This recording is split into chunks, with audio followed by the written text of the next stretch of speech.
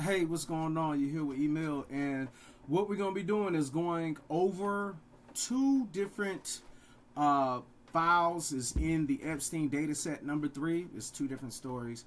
I kind of had to save the best for last because I was like, you already the first time we went over something, it was basically a long time because what I'm doing is I'm going through all of the data set, and that data set takes a long time because some files is like 100 pages of stuff that is like whatever, and a bunch of it, some of it is pages where it's like 100 pages of redacted where all of it is black. And so because of that, it's going to take a while to go through it, but I made it a point to save two stories for the end because when it comes down to it, we all love stories. So this right here is something that was received May 2nd, 2019. I've not even read this myself, so this is going to be new to me. And there's going to be an interview of Jane Doe. Photos by Jane Doe. All right. Might be blank. Redacted. LNY may have moved to Florida, and after that saw her on another IG. Younger than L and U, used to be roommate. So L and U used to be the roommate, I guess. Moved back to Brazil, still in New York. Not sure if took. Blank sis-in-law current. So this person just naming off people. Blank lot of partying. L and U, big blank, then little blank. And picks Jerusalem, Italy. Not sure if took, almost sure. Think she'll deny going. And then somebody's friend Facebook IG photo. Not sure if brought, but maybe speak every now and then. Move Florida to New Jersey. Could be back in Florida. Somebody in Facebook. All below 18 went to Jeffrey Epstein except blank and possibly blank. So basically this person is saying that Epstein was dealing with underage people. That's what that looks like for the most part. So let's go ahead and get into it. Friends of blank friends. Big Brazilian group. Went one time. Dominican, darker skinned, looks Amazonian. Brought toward end, desperate time. Maybe 1 or 2 year older, not sure. Desperate time, running out of girls. Friends with blank BF's friends. J.E., and whenever they say J.E., they mean Jeffrey Epstein. Didn't want Spanish or dark girl. Go in, waiting room, doesn't know if took her up or not. Doesn't know who brought her up when they came down because he was not happy with her. Only up 5 to 10 minutes. Blank says, I don't know what happened. Jeffrey Epstein, what doing? Why bringing me dark girl? Blank asks what happened. Say, I don't know. Bringing young girl. Yeah, but not dark. Told her he just wasn't into her. Doesn't remember if he paid blank because he wasn't happy. Jeffrey Epstein paid her. Bathroom. One torso pink. Blank VV and Boo Boo. The lady parts. near bathtub. He got in shower and told her can't just bring girls he doesn't like. Told her keep looking for girls. Okay. At one point, Blank witnessed him asking for ID to girl, wanted to make sure under 18 because he wasn't believing them because Blank messed up bringing more older girls. So he had a real thing for young girls, asking them for their ID to verify that they're underage. What kind of sick, twisted? Normally, you ask for ID to make sure they're not. All right, I'm sorry. That's just tripped me out. That's just crazy, man. It's like brought out purple blank blank. That's probably one of his toys he has. Blank and blank talk. Wonder if blank still talks to Jeffrey Epstein. Blank all about making money. So basically, the thing is, man, when you in that kind of lifestyle where you got to get the money, you're going to do stuff that's going to go against your morals. All right. Roommate, when still living with mom, they rented out rooms. Living with mom at 13, moved out at 14. Blank just came from Brazil. Blank was model, older than blank. Blank have someone that I know, and he's not going to go further than what blank say. Told her have to be topless. Twitch nip, areolas. Blank, blank, blank. Went upstairs with blank. Jeffrey Epstein, remember, in love with her. Okay, Jeffrey Epstein really in love with her. Think maybe she said do sketch painting of blank. Blank took everything off, was naked. Blank naked. Can't remember if had underwear on first time. Jeffrey Epstein approached hand to chest. Doesn't recall what Jeffrey Epstein said. Grab lotion or spit in his hand. Okay. Jeffrey Epstein turns around and leans hand toward chest, move hand slowly and look. Blank had no response. So he touched. Roughly blank, Jeff Epstein say, touch the lady parts hard. Oh, okay, basically touch his chest hard. Got paid, left. Blank tell blank and other girls to tell him if uncomfortable with not wanting to take off underwear. Don't remember how many times went, maybe 5. Jeff Epstein introduced her to blank. Tall blonde girl. First time and last time blank there. Not sure other times. Blank called and put out Jeffrey Epstein through to blank. Jeffrey Epstein repeatedly called blank asking for her blank. Last time Jeffrey Epstein called to come in with blank. They took off clothes. Recalls a lot of touching. Blank didn't want to go. Think blank in a relationship with someone. That's about right. Blank 40 is that the 34th first? In bathroom talking. Think blank had told her.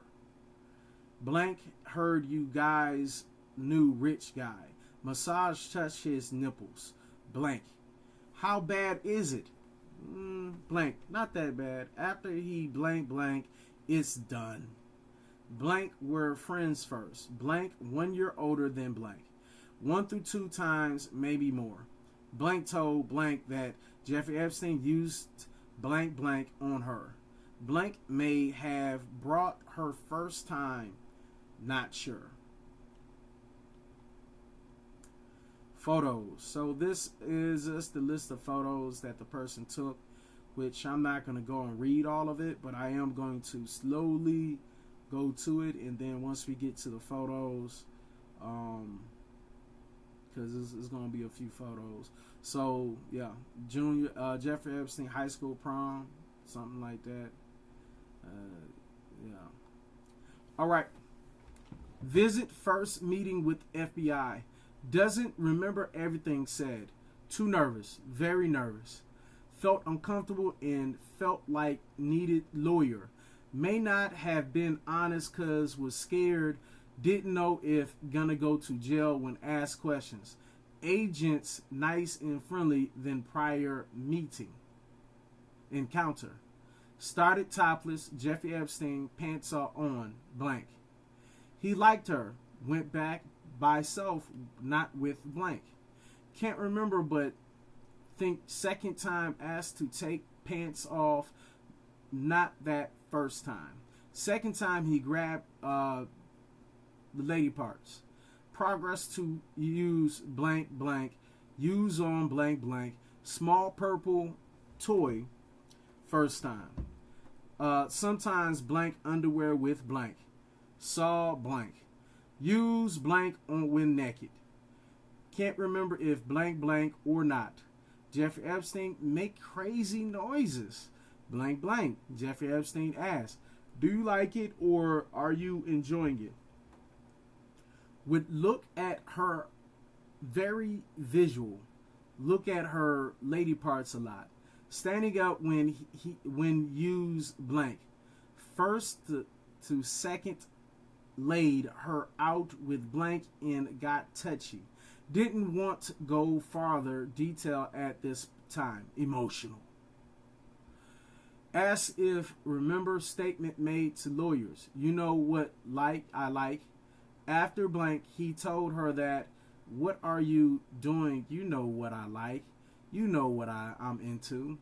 Blank understood that it meant young, petite, underage. Doesn't recall if brought anyone age 13. Blank, blank, blank called her back then. Feels she would reach out to Jeffrey Epstein. Feels she not doing right things how blank thinks blank inviting guys over. Broadway and 34th corner of restaurant. Building right after restaurant. Huge building. Lives with fiance. Blank blank would take money from girls brought like kept part of their share. Blank knew them through blank. Friends until she tried to hook up with blank's BF. Think blank took blank to Jeffrey Epstein. Blank blank blank. Think blank told blank that asked blank. Still hanging out with blank? Took cab to Jeffrey Epstein's. Doesn't recall if ever took train. Walk down block and get cab. Remember on 71st Street. Big huge doors, think red or brown. Second and third steps. Next door had steps to downstairs. Never took things. He didn't like lingerie on her. Tells girls, don't wear heels. Just wear casual everyday clothes. Back then, called blank, didn't have Jeffrey Epstein's direct line. Think she said she'll call back. Blank called back and blank spoke with Jeffrey. Blank, if you're not gonna help, I'm going to talk. Jay. Jeffrey said get a lawyer, but can't be same as his. Girls. Not sure, New York, no IG. NY comment on IG. Still talk to sometimes IG. Don't know where. Here, there, IG. NY, IG. New York. N. Don't really talk to IG. R. NY, IG. And these are the photos. So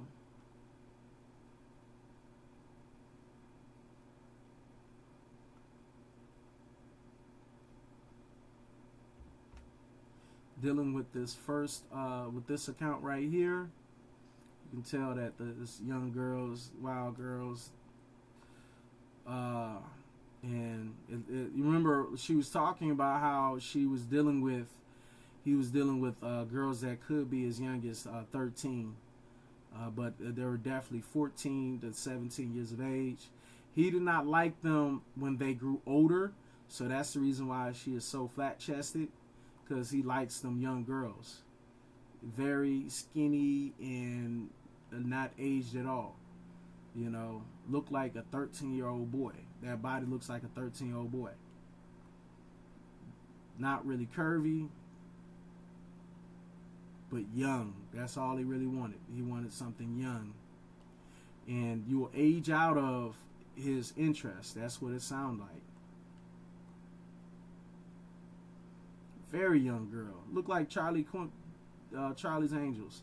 She has, if you can't tell me this is a young child, man, something's wrong with you. Something's really wrong with you. So, looking at this account right here, let's look at the very. It really said in the very beginning, all below 18 went to Jeffrey Epstein except blank and possibly blank. So all the young girls that were in those photos we just looked at all went to Jeffrey Epstein except two different girls. So they could have went to someone else, but essentially they were really using young girls. And I can imagine they will be like probably friends of such and such. So this is one that was one story, one account from one of the witnesses. And you know, it sounds like with that person, like if you missed the first story of tonight, the first story was about a young lady saying that he basically assaulted her, essayed her about four plus times. But she also said that he looked out for her by taking care of her, sending her there and paying for school, and really treated her like a daughter, and not the good type. He treated her really like, I don't know, man. He was a sugar daddy, long story short. All right, so U.S. versus, oh yeah, and the first one, the girl was underage at that time. She was like 15 to 17 when she first started dealing with him, and he kept her around even after she was, before she was grown. But he dealt with her 4 times before she was grown, to her recollection. Now the other account that we just read, basically from what you see, it was numerous underage girls, and then you see all those photos that we just went over were all underage girls, looked like they had 13-year-old boy bodies. So that just lets you know what he was into. All right, and he even said it. You know what I'm into. It's crazy. All right, so this is U.S. versus Jasleen Maxwell. This is July the 8th, 2020 proceedings. And yeah, let's go ahead and get into it. So, let the record reflect that there are 17 grand jurors present and that the 4th person is present. Good morning. Ladies and gentlemen, my name is blank blank, and I am an assistant U.S. attorney here in the Southern District of New York. Can everyone hear me okay? All right. I see everybody's heads nodding. Thank you. I am here today to present okay.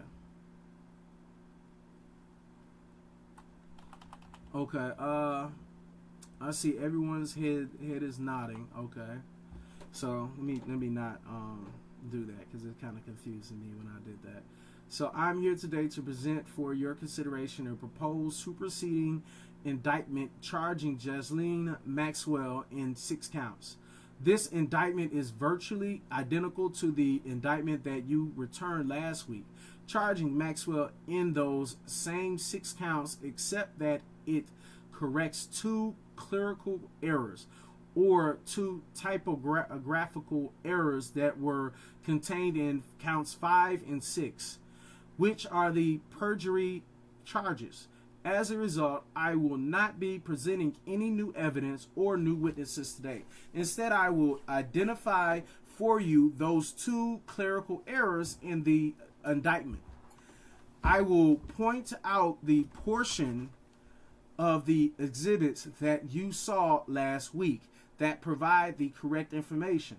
Then I will identify the correct portion of the superseding indictment in the proposed superseding indictment.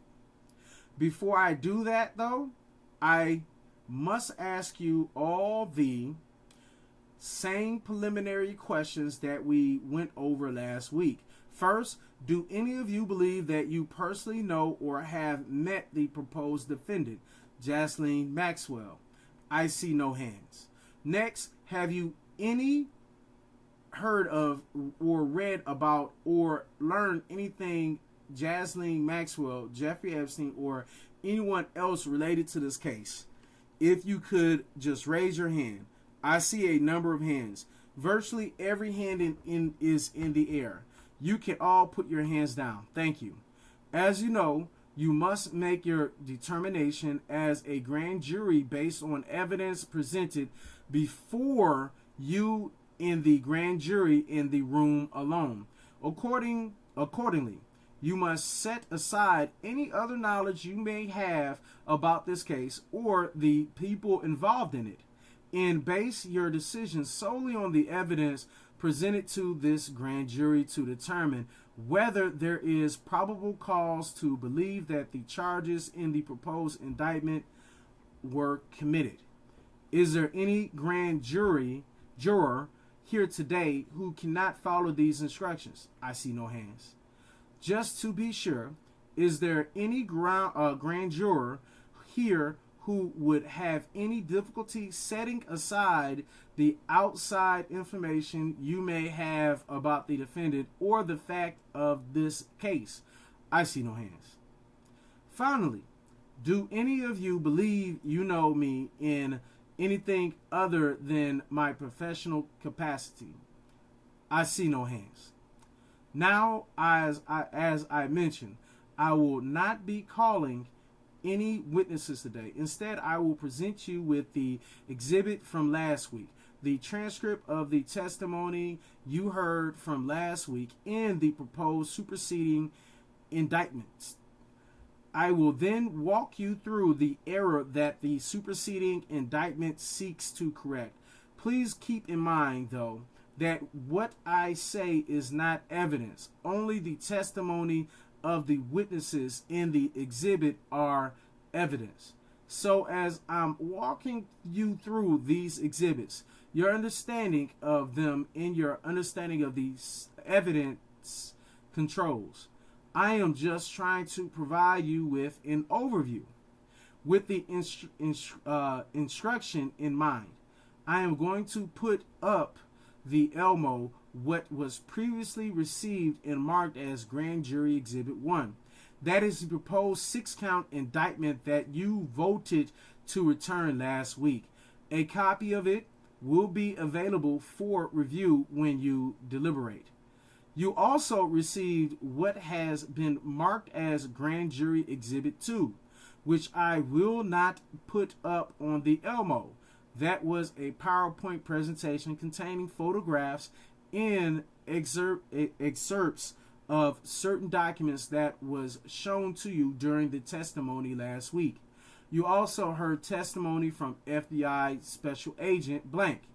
Today I'm marking as Grand Jury Exhibit 3 a copy of the transcript of that testimony. It is up on the Elmo now, and it will be available for you to review if you would like to, as you deliberate. I will not read it back to you now, but you can read through it as you deliberate. Finally, I am marking as Grand Jury Exhibit 4 the proposed superseding indictment, which I have now placed up on the Elmo.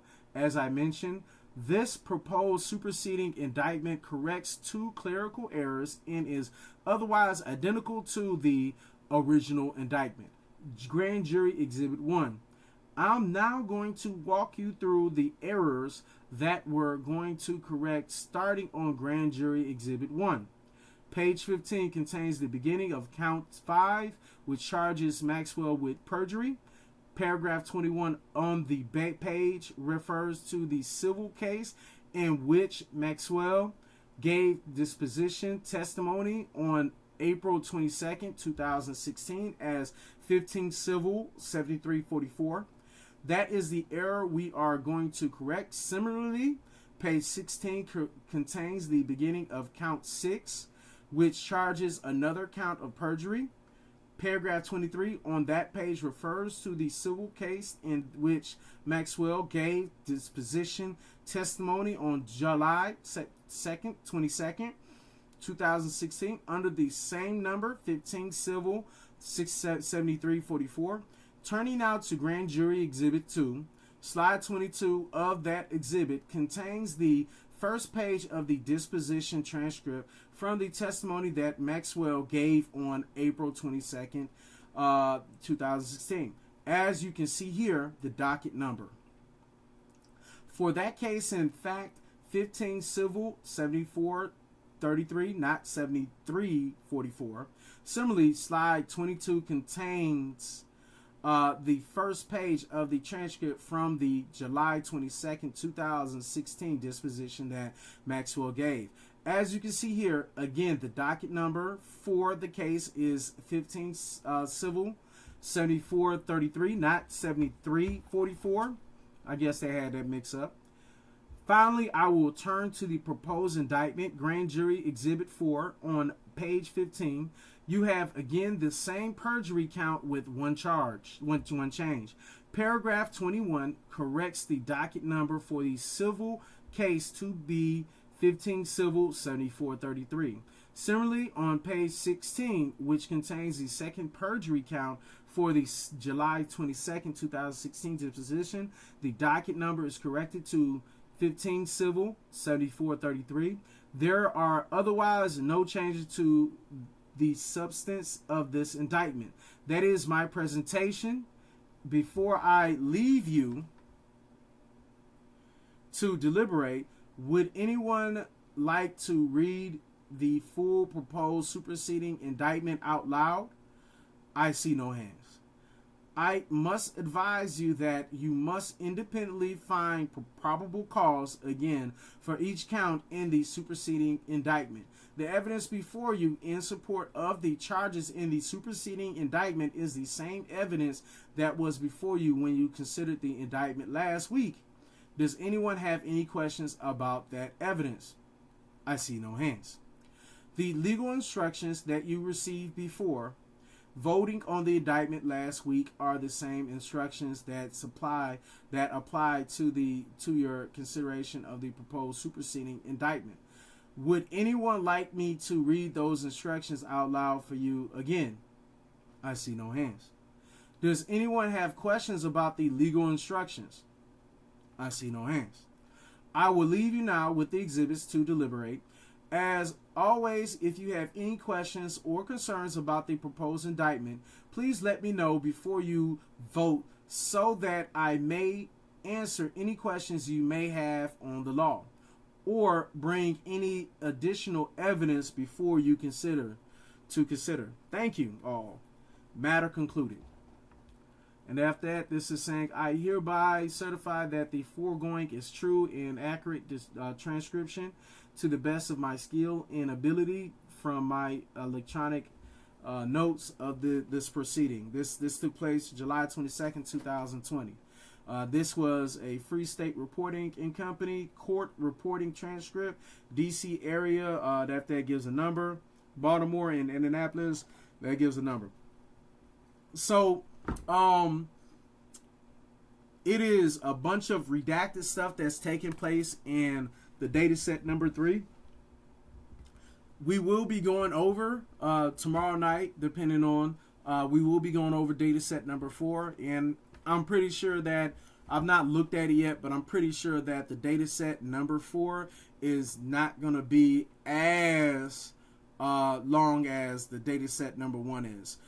This data set, it was kind of long because it had a bunch of, like, from one PDF, might have 100 different pages on the PDF, and that made it where it, you know, technically speaking, it wasn't as long as it could have been, but it was pretty long for the most part. But yeah, so I just really want people to understand what's going on. That's one of the reasons why I'm doing this and everything like that, where I'm actually going through page by page and not trying to skip over anything, because eventually I would like to be able to talk about this to whoever in a sense of I know what's in the files, that, and then after that I see the redacted portions, because like I would say 40% or like really 33% of all of this is redacted somehow, some way. With that being said, I'm gonna go ahead and let the sergeant take us out, and after that, shoot, we're gonna see you tomorrow. Just go ahead and always be seekers of truth, and let's make it happen. What one motivated Marine and his rifle can do. And before you ladies leave my island, you will all be able to do the same thing. Here's my rifle, this is my gun. This is for fun and this is for fun. Here's my rifle, this is my gun. This is for fun and this is for fun. Here's my rifle, this.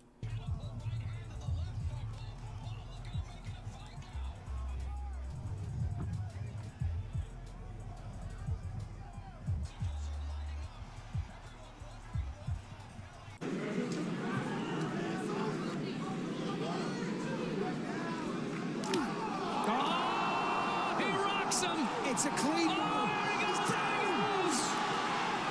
Wow. Momentum is certainly shifting towards the crazy Hawaiian, yeah.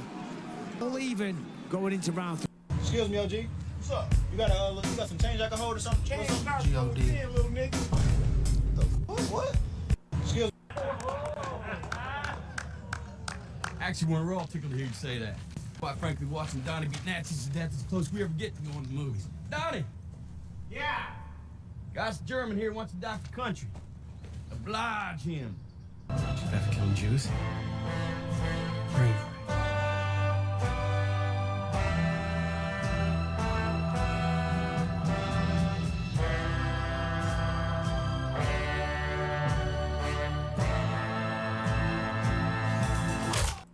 Killer of Baton Rouge? I knew me, I was gonna have some fun. You shut. I made my mistakes, but in all of my years of public life, I have never profited from public service. I've earned every cent. And in all of my years of public life, I have never obstructed justice. And I think, too, that I could say that in my years of public life, that I welcome this kind of examination, because people have got to know whether or not their president's a crook. Well, I'm not a crook. I've earned everything I got.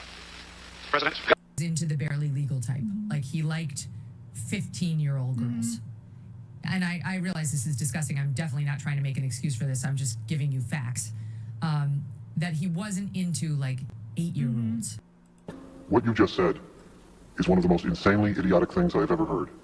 At no point in your rambling, incoherent response were you even close to anything that could be considered a rational thought. Everyone in this room is now dumber for having listened to it. I award you no points, and may God have mercy on you.